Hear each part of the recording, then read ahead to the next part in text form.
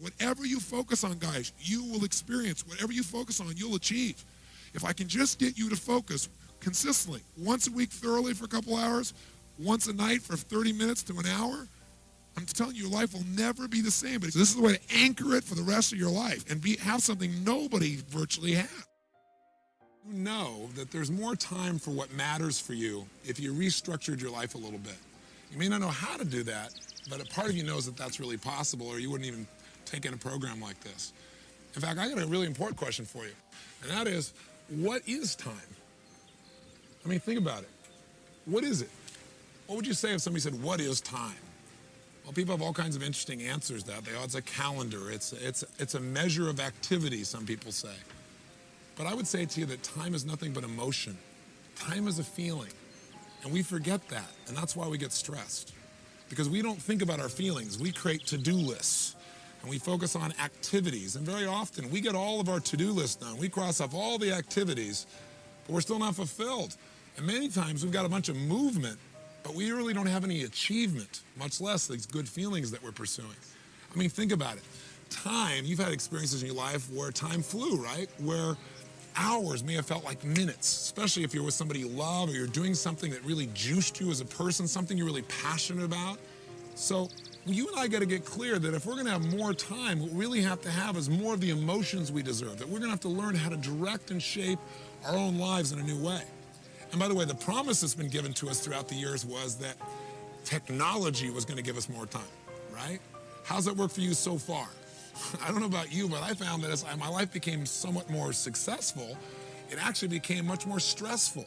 And with technology, instead of that freeing me, on some ways, and it's my own fault, the technology almost became the master of my life. I found myself limiting and living a life that felt limited by all these reactions I was having. And what I mean by that is work no longer was something I did at the office. Work was something that followed me on my belt with my beeper. It showed up in emails wherever I was in the world, and it showed up on my cellular telephone. And I was constantly reacting and then wondering why, gosh, I have all this activity and I have no time, and gosh, I'm not really feeling very happy even though I'm doing some good things. The reason is because there is one thing, and it's not technology, that'll change your life. And you know what's great about this one thing is it's one of the most powerful forces in your life. And the good news is this force, this power is something you've been using your whole life. And that is the power of focus. Just by changing what we focus on, we change literally what we feel. What you focus on to a great extent determines whether you're succeeding or whether you're failing in your business, in your career, with your children, in your intimate relationships as well. So focus really determines the quality of our lives. Whether or not you're fulfilled or whether or not you just feel stressed is really a matter of focus. And ultimately, your achievement level is clearly directed on where do you focus? Where do you put your energy, your emotion, your time? But the challenge is that most of us don't direct it consciously. In fact, a lot of us are incredibly stressed because we don't consciously direct our focus. Extraordinary people who produce extraordinary results have a different way of thinking. OPA is a different way of thinking. It models what it is I've learned from being around several million people, some famous, some not so famous, but maybe more profound in what they've done for the world and for themselves. I think, wow, in business and in life, the way you focus your mind will determine your success or failure. Now here's the challenge. Most of us don't direct our focus because we're in reaction to environmental stimulus. What that means, in technical terms, made simple, is there's three things in our life that tends to grab our focus and make us react rather than really live our life on our own terms. What first gets your focus? Things that have the potential to give you pain. Things that you kind of worry about. Things that you are challenged by. Things that you think could be a real problem. That tends to get our focus, and we tend to call that worry. Worry is an achiever word for fear. We're fearful that something bad's going to happen, so we put a lot of attention into it. And sometimes it's at the expense of things that are much more important, like our family or our health. Sometimes we worry about things that will never happen. And I think that what happens for most of us is fear gets our focus. And it's natural. It's our survival instinct to avoid pain. But we've got to break out of it if we want an extraordinary quality of life and think differently. And I'm going to show you some ways that you can do that for yourself. The second thing that tends to get our focus is things that can give us pleasure, especially immediate pleasure. Why? Well, think about it. We're stressed a lot of the time. We want to get out of that stress, so we look for something to make ourselves feel good, because that'll happen real quick. And very often we pick things that make us feel good for the moment, but don't really make our life better long term. Very often, what you'll do to feel good is go clean off your desk, right? I used to do this all the time. I got all these projects to do. I don't know where to start. I'm overwhelmed. Oh, my desk is messed up. Let me just arrange everything here. Because you know what? I can complete all that and feel really good about myself. Because truthfully, self-esteem, and I hate that term because it's so overused, but a person's sense of identity, our sense of certainty about our lives, our sense of worth, is tied directly to our feeling that we control events, not events control us. When we feel like events are controlling us, our self-esteem drops, our level of stress increases. So what a lot of us do is try and get control of it by doing little things or by doing something we're really good at. You know, let's say you spend a lot of time in your work and you don't spend much time with your kids because at work you feel like you're in control, and gosh, kids are a challenging thing. They're so different, they're so unique. You think you get all handled, then they surprise you with something new, right? So very often we try to focus on those things we feel good about, but sometimes it's at the expense of the overall value of our life, and again, we're reacting still. The third area that tends to get our focus, if we don't put the stakes in the ground up front and say, here's what I'm gonna focus on, here's what I want for my life, is sure enough, we tend to get caught up in other people's demands. And then our life becomes about responding to other people's urgencies and reacting. You might say, but Tony, you know, my supervisor is gonna do that, or my boss is gonna do that. Yes, but I think you're gonna find when you learn this OPUS system, you're gonna be able to get your boss to get results they never had before. You're gonna be able to do more for them than they've ever seen before. And you'll be able to literally help them to manage you and themselves more effectively if you have a supervisor. If you're in charge, quote unquote, then I think you're gonna find that there's gonna be a great deal of fulfillment, and you won't be responding to everybody's demands there either. Does that sound like it might be useful? I can tell you something, as long as you're responding to the things that concern you, the potential for pain or worry, as long as you're trying to get a quick fix of feeling good, as long as you're responding to people's demands, you're living a life of reaction, and you won't get the level of fulfillment, much less the results that you really deserve. So how do we turn that around? Well, first of all, you gotta understand the price of focusing on what you fear. And I'll give you a fun, simple example. Years ago, I took up a fun sport, which is auto racing. And when I first went to this racing school, the very first time you get there, here's what they do with you. They put you in a car, and they say, we're gonna show you what an automobile is capable of and what you can do. So you get next to this race car driver, and they take you through this course, and they're going 140 miles an hour straight at a wall in a corkscrew turn, and your heart's beating out of you, and they do it. And by the end of this thing, they look at you and say, you know, in 4 days, you're gonna be able to do this. And you think to yourself, you're joking. There's just no way this is gonna happen. But they say, let me tell you the secret. The reason you're scared right now is you don't know what you do if you got out of control. You don't know what you do if you got caught up in a spin. And I said, so before you ever learn to drive, the most important skill that you gotta develop is learning how to come out of a spin quickly. And when the man was telling me this, I thought, God, what a great metaphor for life. Because we all do really well when things are going well. It's when we go into a spin, when things aren't working out well, when things that are stressful happen, that we kind of lose control of the direction of our lives and start reacting, and pretty soon our fear tends to cause us to end up on the rocks or in the wall, so to speak. So I said, okay, well, what's the secret? He said, it's really simple, Tony. Here's how it works. Here's how you come out of a spin. Focus on where you want to go, like this left-hand turn we're going to need to make. Don't focus on the wall in front of you. If you focus on what you fear, the wall, guess what happens? The minute you focus on it, you steer in the direction of what you focus on, and your life or your car moves that direction. If you focus on what you want, you will automatically steer everything in the direction of what you want. He said, you ever hear about, somebody driving down like a desert highway, and there's like a telephone pole every quarter of a mile, and this guy's driving his Porsche 100 miles an hour, and it's the telephone pole? And I said, yeah. He goes, that happens all the time. He said, you know why? As soon as people start to feel like they're out of control, they focus on what they're afraid of hitting, and they drive right into it.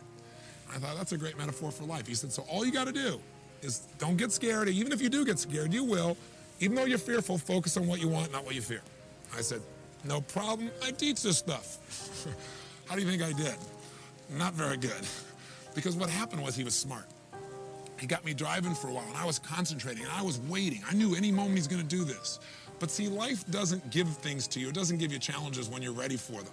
It's like just when everything's going great, that's when life comes by and gives you a little test. That's like when our Creator says, it's time for you to grow, and you're not ready for it, so you're going to grow the most right now. And so sure enough, I'm driving for 10 or 15 minutes. I'm waiting for us to push the button. After a while, I kind of just get caught up in the rhythm stuff, kind of like getting caught up in your life. And all of a sudden he pushes the button. We start spinning out of control. What do you think the first place my brain goes? Wham, right at the wall. I'm driving right into it. He is smart though. He wants to save our lives. He grabs my head and forces me to look in the direction we need to turn. And I'm fighting him because I want to see myself die, right? Fortunately, keeps holding my head. Now, as I turn and focus on where I want to go, without realizing, what do I instantly do? I turn in the direction of what I want. Now, I got a question for you though. Do you think the minute you turn and you do the right thing, because now I'm doing the right thing, I'm turning the right direction, do you immediately get rewarded for that? See, we have a thing called momentum that's still going on. We're in what we call lag time right now, where we're doing the right things, but we're not getting the reward because of the old momentum. It's kind of like you ate like heck for 30 years and now you've eaten well for 2 days and you go, gosh, I'm not getting the result yet. Keep focusing, keep eating the right way, and it'll turn. But you got to keep the faith. You can't look back at the wall because that's what you want to do. You want to look back and go, it's not working. I want to see the failure. I want to see the crash. Fortunately, he keeps holding my head. And what happens? Sure enough, we turn. And in a few seconds later, the wheels catch and we turn and we miss the wall by about 2 or 3 feet. My heart is beating out of me. He goes, did you learn? I said, I learned. Did I learn? No. It took 3 or 4 more times of doing this, of him forcing my head before I finally got it down. I got a very important question for you though. If you focus on where you want to go, are you guaranteed not to have problems, guaranteed not to hit the wall? The answer is no, you could still hit the wall. But let me ask you an alternative question. If you focus on what you fear, if you focus on the problem, if you focus on the challenge ahead of you, and you drive yourself into that, are you going to crash? The answer is 100% yes. So there's no guarantee in life, but if we focus on what we want, our outcome, which is what OPA stands for, the first O in OPA is outcome. What do I really want? If we focus on that, our chances increase geometrically. If we focus on our fear, we got a real problem. So the obvious question becomes, okay, well then how do I control my focus, Tony? Do I just think positive? Well, let me give you a clue. I don't believe in positive thinking. I don't believe you should go to your garden and say, there's no weeds, there's no weeds, there's no weeds, and do a bunch of affirmations. I got news for you, the weeds will take your garden. I believe in something really simple. I believe in seeing life as it really is, but not worse than it is. See, most people say, well, I'm just a skeptical person. I'm just a pessimistic person. What they're really saying is I'm fearful. I don't want to get my hopes up. I don't want to be disappointed again. But I'm here to tell you in life, you got to see it as it is and not worse than it is. You can't try and protect yourself, or you protect yourself from success. You protect yourself from joy. You got to get your hopes up to make life work. So see it as it is, but not worse than it is. Second, you have to see it better than it is. Otherwise, there's no drive to make things better. You got to get a vision for what you want. What's the outcome? What's the vision for your life? Otherwise, you'll get caught up in the to-dos of daily living, and you'll say, gosh, I don't know what it is, but I feel like my life's about making a living instead of really experiencing life. So if you get a view of what your outcome is, of what you really want, wow, the game changes for you. And then once you know how it is and then you have a vision for how you want it to be, then the obvious third step to succeeding is you got to make it the way you want it. And what we're going to show you with OPA planning is how to do that. Now, from a practical perspective, how do you actually change your focus in a second? Well, the way you and I do it is by asking questions. You see, when we say we're thinking, what we're really doing is asking and answering questions in our mind on a consistent basis. That's all thinking is. Thinking is the process of asking and answering questions. And if you ask a lousy question, what are you going to get? A lousy answer. So if your question is, how come I can never lose weight? Your brain gives you an answer, because you're a pig. Or if you say, how come I can never pull this off? Your brain says, because you're a schmuck, because you're not ready, because you came from a dysfunctional family, or whatever lousy answer comes to a lousy question.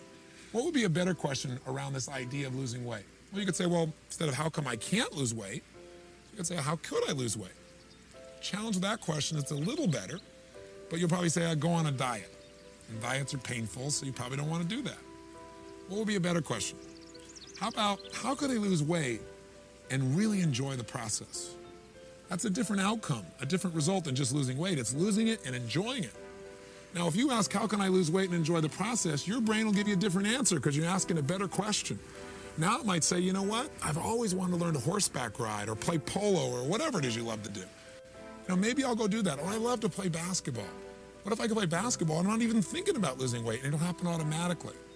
If you want a better answer for your life, you got to ask better questions. If you want a better plan, then you better ask better questions. And by the way, this is true of some of the most riveting aspects of our life, because all human beings' lives are driven by the questions they ask. Some people succeed in life and they ask the question, what's wrong with me? And they wonder why they feel depressed all the time. Or why can't I figure things out? We have to be very careful about the questions we ask ourselves. Does this make sense? I hope it does. Whether it's a Martin Luther King asking a question about his dream and how we can have equality, or whether it's a fun quote or a powerful quote, or whether it's a question of a leader like Robert Kennedy, who we know the famous quote said, some people see things that were done and they ask why. I look at things that were never done and ask why not. If you want to change your life, you got to change your questions. And if you want to change the experience of planning, you got to stop asking that silly question that everybody asks when they're going to plan something. I used to do this all the time. What is the question we all ask when we're going to plan something? What do I need to do? That is the wrong question. So why is that a lousy question? Why do we not want to start out when we're trying to plan our day or a week or a month or a life by saying, what do I need to do? Because you don't know the answer of what you need to do until you decide what it is you want. What is it you're looking for in your life? I mean, if you think about it, we've seen all these new time management systems come out, and I've used them all, and they all added some value to my life. But none of them really helped me to achieve at the level I now achieve, and they certainly didn't help me to really be fulfilled. They were about making up my to-do list of all the things I needed to do, and I found myself at the end of the day, even when I crossed everything off, very often still not feeling fulfilled. Because a lot of times I got everything done, but I didn't really achieve anything, and I've learned in my life not to mistake movement for achievement. See, 100 years ago, 200 years ago, maybe it was okay to make a to-do list because life wasn't that complex. Today is you're the mom, you're the dad, you're the husband, you're the wife, you're the lover, you're the community activist, you're the top peak performance athlete, you're the marketing manager for the company, you're part of the coach of the Little League team. And what you need to do depends on, are you being a mom right now, or are you being a business person? Are you being a lover? Are you being a best friend? Are you being a daughter? Who are you being? So, and we can't just try and manage all these roles also of our lives and expect we're going to have a life that's fulfilling when there's so much going on. We need a simple system that will help us, before we try to design a plan for our time, to really design a plan for our life. And that's what you're going to do starting today. And it's not perfect, and it isn't something that's rigid. It gives you all kinds of flexibility, but it allows you to decide, hey, these are the areas of my life I'm really going to focus on. I'm going to make sure I put a certain amount of my time and focus right here in my family, right here in my physical body, so I have the energy I want, right here in my emotional well-being, right here as being a marketing manager, right here in my business, and empowering the people that I work with so that we have a great environment, that we don't just get results, but we have fun. So we're going to show you a system for how to do that. And once you have the plan for your life, then your planning will not start with that silly question of what do I need to do? That's a lousy question. You're going to ask a different question. You're going to ask 3 of them, and in a very specific order. And I'll just tell you up front, it's really simple. The OPA word stands for the 3 questions. Before I tell you the 3 questions, let me tell you what anyone who succeeds knows. You find anyone who's successful in any area of life, business, finance, emotion, they're happy, they're fulfilled. Here's what they know. Number 1, they know what they really want. Most people don't know what they really want. They don't know what we call their outcome, their result. And when you don't know what your outcome is, when you don't know what you really want, life can be really frustrating. Life becomes a bunch of things you have to do, and it doesn't give you any juice. You don't have a clear direction for your life. And without a clear direction, very often you end up on the rocks of life. You just don't have the guidance, and you don't have that sense of that my life has some kind of meaning. The second thing that people who succeed know is not only what they want, but why they want it. Because the reasons are what drive us as human beings. That sense of purpose, that's where the emotion is, that's where the juice is. Not just getting a target, but knowing why we want that target. That's what will get you to have the energy to actually follow through. And then the third question they know is, what do I need to do to make that happen? And people that know what they really want and know why they want it can usually figure out how to make it happen because they got enough drive and enough clarity about what they want. So OPA stands for those 3 questions in a very specific way. Let me tell you what OPA gives you: freedom. Because what happens in life is most of us think our to-do list has to get done. Many times you don't have to do your whole to-do list. Most of us know that 20% of what you do gives you 80% of your results in life, doesn't it? And so what we're going to show you how to do is to have more flexibility, have a lot more choices, and get more results with more fulfillment by taking it through these 3 questions. And I want to point something out. OPA is not a time planner. Again, it isn't a book. If you open this book, you go, oh, it's got a calendar and it's got an A through Z, and so do all these other programs. Or here's a nice piece of software. That's not OPA. OPA is a simple system of thinking that will change your focus, which will immediately change how you feel. It'll change the direction you're heading. It'll turn you in a different direction, and it'll get you a different set of results. Not only is it a simple system of thinking that changes direction and results, but it'll also make you feel fulfilled. Because think of it, the only difference between work and play is your purpose. A lot of people, when they're playing, do things that are really actually hard work. But they don't call it hard work because they say it's fun, because they decided, I want to do this. This is a cool thing. This is competitive, or this is creative, or this is strong. And everyone I know who succeeds, their work has become play for them. They have really found a way to enjoy what they do because they found an empowering purpose. Activity without purpose is the drain to your life. It's a drain to fulfillment. It's a drain to achievement. So we're going to get these little simple questions, and we're going to show you how to use them in a practical way. This book will guide you to get greater results and greater fulfillment. That's the whole process of what OPA is really about. Part of what OPA is going to do is you're going to put the stakes in the ground and say, these are the most important things in my life, and I'm going to focus on them daily. And you're going to start noticing things that will bring you closer to what it is you really want. If you focus on a to-do list, guess what you get? More to-do lists, more lack of fulfillment, more things to have to do. I don't want your life to be about being a human doing. I want it to be about a human being where you experience what you really deserve and what you really want. This is a chance to really get fulfilled, to change the emotions. I mean, would you like to feel more joy on a daily basis, more passion, more excitement, a greater sense of confidence and certainty? That comes from knowing that you're in control of the events, not the events are in control of you. I want you to have a system that is your system, your life management system. That's what OPA really is. So I want to invite you to join me now. Come on this journey. Decide right now you're going to do whatever it takes to master this. Because I can tell you that in my own life, I feel so many great privileges. And I'm sure some of it must be luck. There's luck in anything. But a huge part of it, I can tell you honestly, has been focus. I focused on what I knew was most important in my life, and I've created what I want for my life, which may be different for you. But I want you to have what you want to have, not what the environment is demanding from you, not what your next email is requesting, but what your heart and soul deserves and desires.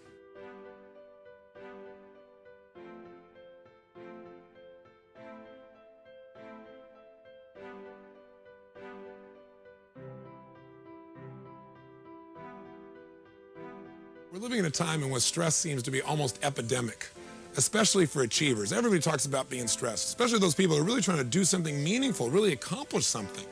And I want to make sure that your drive for success or to make a difference really leads to the joy and the fulfillment and the excitement and the passion and the pride that you're really looking for. In order to do that, whether or not you're feeling fulfilled or whether you're feeling frustrated, to a great extent has to do with where do you spend your time? What zone, what dimension of mind, emotion, and focus do you spend your time in? For example, do you spend a lot of your time really looking for distraction, looking for a way to escape the stresses that are already there in your life? Or do you spend more of your time getting seduced by things that really aren't important, but they appear to be urgent, and you kind of delude yourself in saying, well, I got to do this right now, when really, truly, you don't have to do it right now, but you add that additional stress? Or do you spend your time in drama, where you're doing things that really are important and they're really urgent? You got all these deadlines that have to be met right now. Maybe some of the deadlines that are stressing you out now because things weren't handled earlier on. Or have you managed to spend the majority of your time in your life in what I call the zone of fulfillment? That dimension where you're doing things that are really important, but not really urgent. And as a result, you tend to be at your best because you've taken away the stress. Take a look at what I call time targets. So let's start on the outside as this assembles now. The outside circle here is really where most people spend their time. It's in escape. In fact, it's doing things that are not urgent and they're not important. I call this the dimension of distraction. Or for short, you could just call it the escape dimension. This is what happens for most people. They have all these goals and desires. They don't know how to manage them all, so they look to escape. How? Drink some alcohol. Go hang out. Go watch television. Do something that for the moment is escape. Now, is that all bad and all wrong? The answer is no. But if you spend the majority of your time there, you won't be fulfilled as a person and your stress will actually increase. Now, the next circle, closer into the target, is that area that we call the dimension of delusion. That's because this is the area where you start doing things that are urgent. This is where you spend your time. but they're really not that important. And what fits in this category? Emails. I mean, these days, all somebody's going to do is type something and they can send it to 50 people with one keystroke. So a lot of us end up with a lot of emails that don't really, they beg us to respond immediately, but would you agree with me? A lot of it is just things that seem important, but really aren't important at all. They're just urgent because there's this demand that says, handle me, I'm here on your screen. The more classic example is the telephone. I mean, the phone rings and you're in the middle of something really important, and now you run to grab it and break the pattern of your focus and your feelings.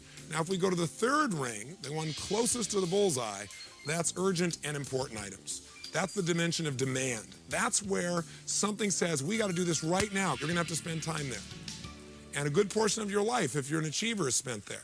But if you spend too much area, too much time, too much focus, too much emotion in the area called demand, in that dimension, you're going to be one stressed character. So you've got to have a certain percentage of your time here, but not more than you need. And life will give you plenty of urgent and important things to deal with without you not doing your part. Where do you want to spend the majority of your time? You want to hit the bullseye as often as possible. That bullseye is the dimension of fulfillment.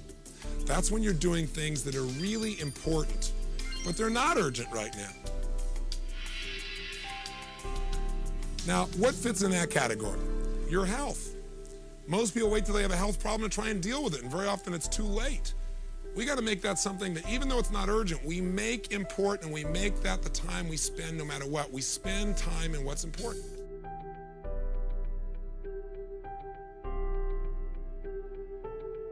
The optimum time, the goal, is to spend close to 50% of your time doing things that are important but not urgent, at least 40% of the time.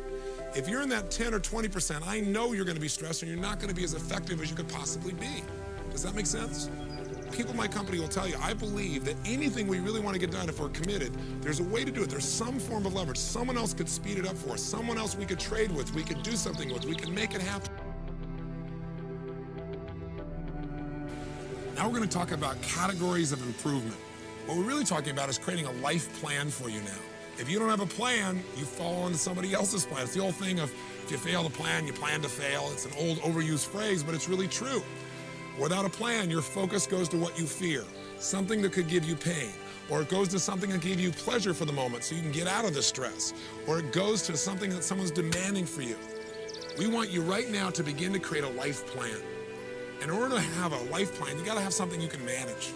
Think of this as a life management system. If you're going to manage your life, you got to look at what are the areas of your life that you really need to manage in order to succeed and be fulfilled. Take a look at what are the areas that you need to focus on a regular basis in your personal life in order for you to not only be fulfilled, but have a life that really works. If you try to think about all of them at once, it's a bit overwhelming. But virtually everything you do in your business life or career can fit into 4, 5, 6, or a dozen categories. Think of it as areas you're going to focus on. And the reason we call them categories is we don't want to just focus on them. These are areas that we want to continuously focus on and do things to improve them. Now, if you don't come up with an area and actually define it, life tends to grab your focus. So for example, in your personal life, what would be an area that you would need to continuously focus on and continuously improve if your life's going to work? Well, one area of your life would have to be your physical vitality and health. If you don't take care of that, if you don't focus on it, does it get better automatically? You and I both know the answer is no. You have to put focus in it, and you also have to measure it. The same thing's true of your finances. Finances don't get better by just hoping. Finances don't get better without focusing on it.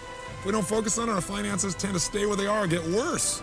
Same thing's true of friendships, relationships. Same thing's true with your family. Same thing is true of your spirituality. If you don't put a focus on what you believe spiritually and making sure you're measuring that you're really aligning yourself with your Creator or whatever you believe, then you don't feel that same level of fulfillment in that area of your life. So we're going to put the stakes in the ground and say, you know what? I'm going to have a life plan. It's going to require me to continuously measure my progress in each of these areas. And I'm going to set specific goals in each of these areas. And when I go to plan my day, instead of saying, what do I need to do? I'm going to say, what's most important for me to achieve? Because unless you come up with those categories, your focus will go to the urgencies of the moment, and you'll be pulled out of the zone, and you won't get the results or the fulfillment you deserve. Think of it this way. You cannot manage what you can't measure. So you got to stop and measure it and say, this is what it's going to be, and this is how I'm going to achieve it.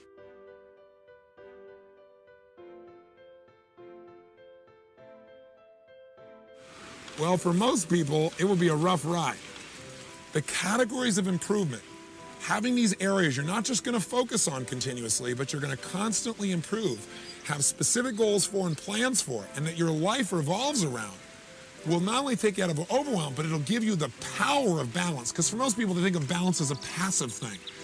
Balance gives you this well-roundedness that allows that tire to go stronger and faster and produce greater and greater results while being more and more fulfilled. We have two areas of management. What are they? They're, of course, our personal life and then our professional life.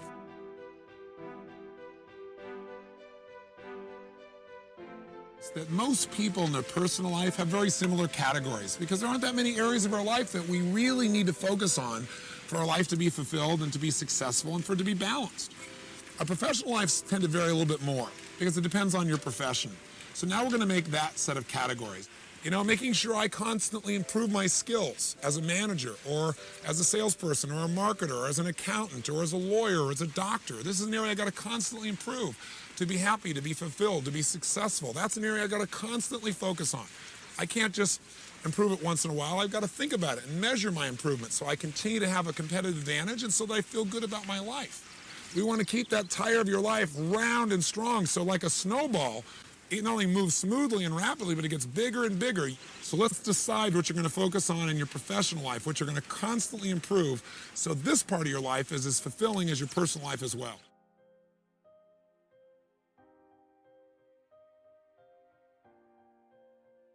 For example, if you go, I got to work on my finances, it's different than you say, you know, I need to work on being my financial genius today. Because when you're feeling a financial genius, it makes you smile. It puts you in a different place. In these areas of your life, these categories of improvement, let's juice them up. Let's say, and the area of your physical body, maybe we'll put a word or two there like world-class fitness, and then we want to create 2 or 3 roles, or maybe more. Who are you? You're an athlete. You're maybe an Adonis, right? Something humorous, something that'll juice you up, something that'll make you smile, something that'll say, wow, when I think about that, I want to go there. I want to spend time in that particular area of my life. I'm a pilot, for example.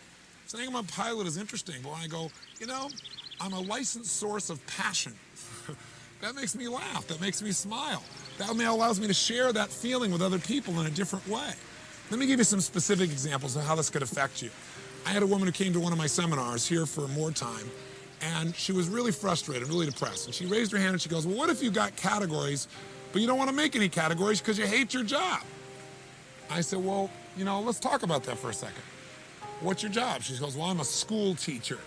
And the look on her face made you know that she wasn't too terribly thrilled about it. So I said, well, what do you associate to being a school teacher? What are your roles as a school teacher? Because when you have an idea of who you are, you come up with these beliefs about what you are. She goes, well, I'm a disciplinarian. She goes, I'm basically the enforcer of the state's will. I'm a babysitter because their parents never took care of these kids, and so I have to constantly discipline and babysit them. And she was rather harsh. I said, ma'am, I understand how you feel, but can I ask you a question? Why did you originally become a school teacher? You obviously wanted to be that at one time. She goes, well, I don't know, I thought I could make a difference. I said, what did you really want to be? What did it being a school teacher mean to you back then? What was the role of that? And she said, I guess I wanted to be a developer of the human spirit. And you watched her whole face just all of a sudden change. I said, then why don't you just do that? Why don't you be a developer of the human spirit? And she said, well, I said, if you were a developer of the human spirit versus a teacher, what would the rules of the game be? Who would you be? What would you do? She goes, well, if I was a developer of the human spirit, I'd have to love every child in my class. And her whole face changed. She started to smile. I said, if you were to develop a human spirit, what else would you have to do? She goes, well, I'd have to make learning fun. I'd have to get to know the parents and not make them wrong and help them understand their own children and what's happening in their lives. And she went on and on and on. And I said, so how do you feel about your job? She goes, I got a career. And it was that second of shift that happens when we change what something means. Words have power. They change our biochemistry. You ever had somebody call you a particular word and felt the change in your body? Words have power, the right words. They change what things mean to us. I'll give you one other quick example. A woman comes to one of our seminars, very frustrated, stressed out, hates her job. What does she do? I'm a stockbroker on Wall Street. Well, what do you do as a stockbroker? Well, you got to go cold call a bunch of people and trying to give your money. And then you got to follow up all the time. And I just hate it. I said, okay, well, you can change the job, but before you do, you know what the problem with changing jobs is? You take you with you.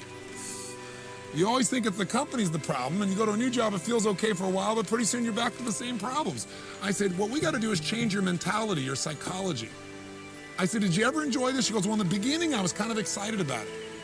I said, let me ask you a question. What are you really being? What would be a role, a way of describing what you do that would make you grin from ear to ear? What do you really want to be? She goes, well, I want to be a mover and shaker. And I said, well, you're on Wall Street. You work for one of the biggest firms in the world. You're doing quite well. I said, maybe that's what you are. And all of a sudden she smiled and she goes, damn right I am. I said, what else are you? When you're making cold calls, forget that. Who do you want to be when you communicate with people on the phone? She said, a treasure hunter. She said, I want to search for treasure. I want to help people. I want to get them to give me some money and go use it to find treasure for them and help them expand their treasure. And her entire psychology changed. So what I want you right now is I want you to take each of these categories you have, both in your personal life and professional life, and I want you to juice them up.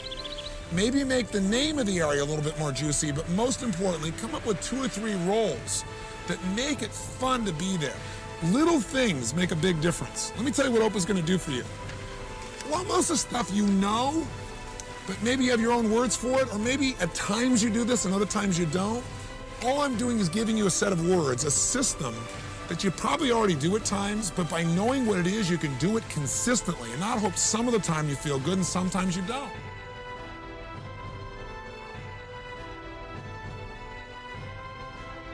Well, a big part of the system of being able to manage something, besides knowing the outcome, knowing why, and the action item, is creating a visual chunking system. Now, what the heck does that mean, a visual chunking system?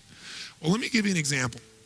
When we are given tons of information really quickly, and we get this little bit of information, this and this and this and this and this and this and this and this, pretty soon a human being gets overwhelmed. But if we find a way to connect various things through a period of time, we can find a shape, and pretty soon all of these items might become 3 things. How many get the idea of what I mean by this? So instead of all these individual items that make you crazy, chunking is grouping together individual items, resources, ideas, or thoughts, so that by grouping them together, they become more useful. And part of what makes them more useful is by collecting them together, you're able to focus on them and not become overwhelmed. How many follow that thought? Say aye.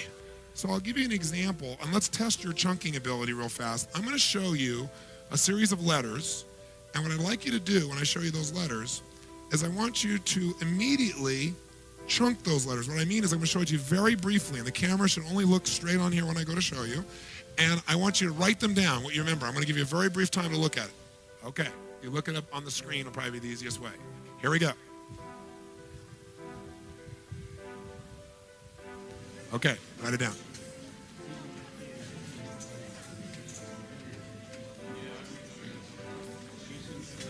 Raise your hand if you're finished. Raise your hand if you're finished. Okay, great. So I'll turn it around now and then see how accurate you were. How many got them all accurately in order? Let me see a show of hands. Keep your hands up. So we got less than 5% of the room, probably 3% of the room. How many got, well, how many letters are there? I think there's 11. 1, 2, 3, 4, 5, 6, 7, 8, 9, 10, 11. How many got, of the 11 letters, you got at least 7 or more of them accurately? Okay? How many got less than 5 accurately?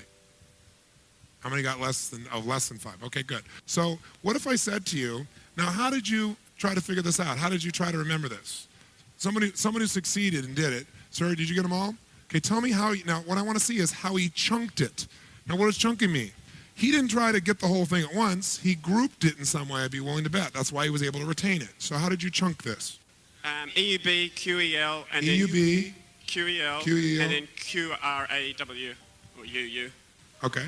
So he chunked it into 3 chunks. Okay, and that helped him to remember it. Okay, give me a hand. Nice job. Yes. Tony, I didn't write them down. I just flashed on it, and I know what the word is. You knew what the word was? Yeah. Okay. What's the word? Albuquerque. That's correct. What if I wrote it this way? How many of you would have been able to write it down? Can you see it? How many of you wrote it out that way, you would have been able to write it down immediately? Let me see a show of hands. Sure, because you recognize Albuquerque, because Albuquerque is 1 chunk for most of you. But it was all these things that were random, most of you weren't able to get it. So Many of you tried and failed. Let's see why you did. Now, are you from Albuquerque? Do you know anybody in Albuquerque? I live about 100 miles from there. Why would he be able to see that when it looks nothing like Albuquerque? Because when something becomes part of your focus, like when you buy a certain car or you buy a certain outfit and all of a sudden you see that car or outfit everywhere, well, once you do that, all that information was always around you, but it's become important. So part of your brain sees anything that would relate to it. That's also what happens when you have a clear outcome. When you have a clear outcome, suddenly you start seeing Albuquerque when other people see nothing but a mixture of stuff. You start seeing with your outcome how to achieve it where no one else can figure it out because you have a clear outcome. I did this once in a seminar a couple of years ago, and the lady said, I know where it is, it's Albuquerque. And I said, do you live near Albuquerque? She said, no. Ever live near? She said, no. I said, you have a lover in Albuquerque, don't you? And she went, no, I don't. And everybody saw her face. She was in school and she started laughing. She goes, well, I do have a lover. How do you know I have a lover? Because I know the person either had a proximity or something. They had an emotional association to unscramble something with no help. In a matter of, I gave it to you for 5 seconds. When you become emotionally associated to something or you have clarity of something being important, your brain figures the whole thing out. That's what the value of outcomes are.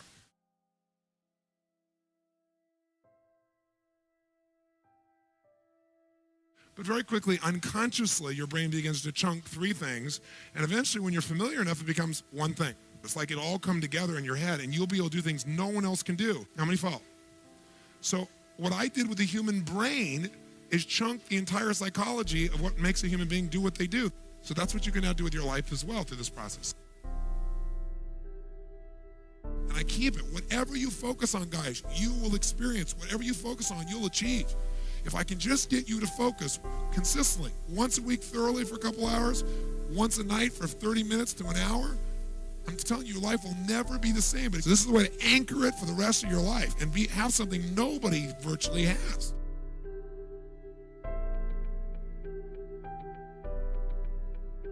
That we've done so much in your mind, but you're going to learn so much by doing it. Things you can't learn by my just talking to you about it or your instructor showing you examples. And that process in the beginning, it'll take a little bit of effort. But the rewards, I'm telling you, are so extraordinary. They're beyond really, honestly, what you can imagine right now. And I'm telling you that because I know, not only for what it's done for my own life and my ability to get rid of all the stress and stay fulfilled and achieve at levels that at one time in life seemed virtually impossible, but also my ability to use that mindset and that knowledge to be able to help the people that I care about. What you've learned with OPA here, remember, is not just a planning system, but really a way of thinking, a way of living. It's living from your vision. It's living from outcomes, from the results you want, instead of in reaction to the demands and fears of the environment. It's staying associated on a regular basis to why you want to do what you're doing. It's really being associated to your purpose in life. Not just by writing some mission statement you once read, but by every day constantly thinking about why I want to do things. What's the reason behind this? What's the purpose? And that creates a life of incredible meaning. It also is a way of thinking that lets you know that there are lots of ways, lots of different action items to get an outcome. And if one doesn't work, try another. Don't get addicted to your to-do list. You don't have to do all those things. You're not a human doing, you're a human being.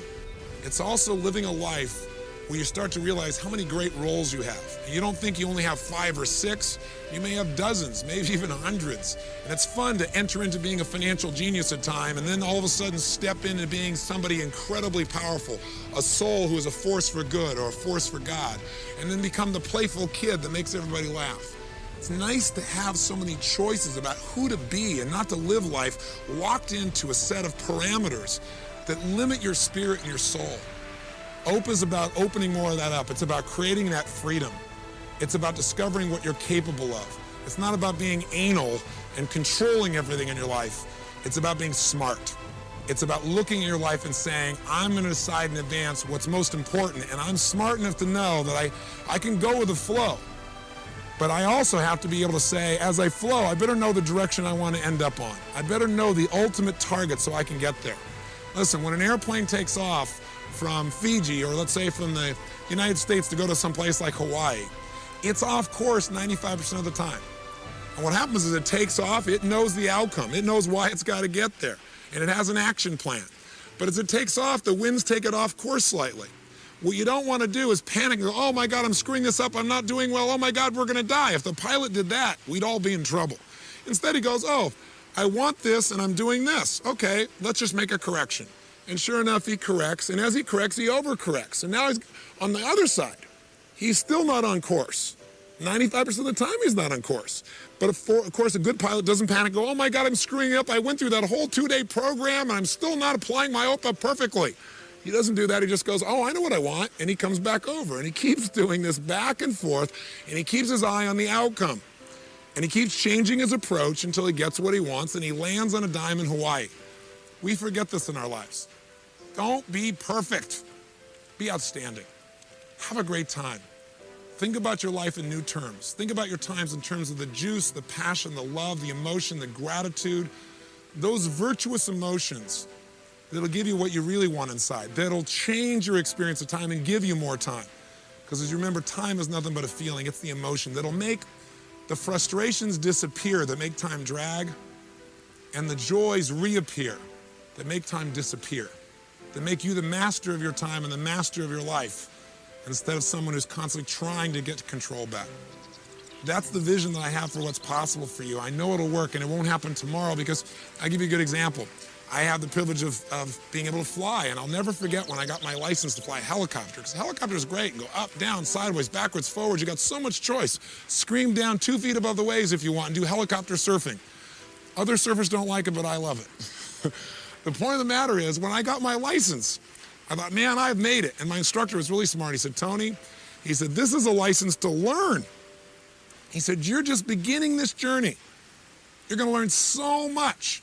Be smart. And he said, and don't be hard on yourself when you screw up, but be smart. Learn from whatever happens. And so I really want to invite you to realize this is the beginning of the journey. And the way to begin is move in to your OPA planner. Make this your planner for your life, but also make it artistry for you. I look at it as time artistry. Make it something that gives you more fabric, more juice, more ways of experience joy.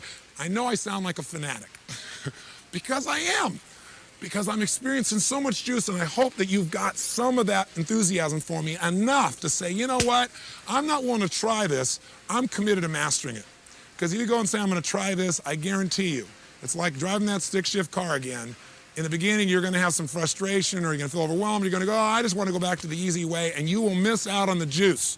So I'm asking you right now, not only to commit, but to resolve. This is the system you're going to use as a minimum for the next 6 months, but for your life. A system that you know can help you take control, and you're going to stick with it until you master it. Not dabble in it, not try it, but master it. If you do that, I can promise you that whatever you've dreamed about that you thought was a huge goal or seemed difficult or impossible, it'll look like a cartoon compared to the stuff that you'll really create for your life. And I'm telling you that from experience. I'm not saying my life is your life or my goals are your goals. But I am saying that I know that what I've dreamed about, I've made happen. I'm continuing to do it, and I know I can. I know I don't have to just dream, that I can convert those dreams to reality. Because remember, here's how most people live. They talk about what they want. And if you talk about it, it's a dream. Now, when you envision it, now you get some juice. Now it's exciting. If you plan it, now it's possible. But only when you schedule it, when you make it physically happen on this day at that time, when you lock that in, is it real? So I want this to become real for you, but I can't do it for you. So I'm giving you my most passionate plea to really take your life to the next level. Don't settle for good in your life. Don't settle for excellence. Go for outstanding. Go for a life that is not just a life that you feel good about, but a life that's memorable. One that not only touches you, but really, truly, one that's so well loved that the people around you are inspired by your example.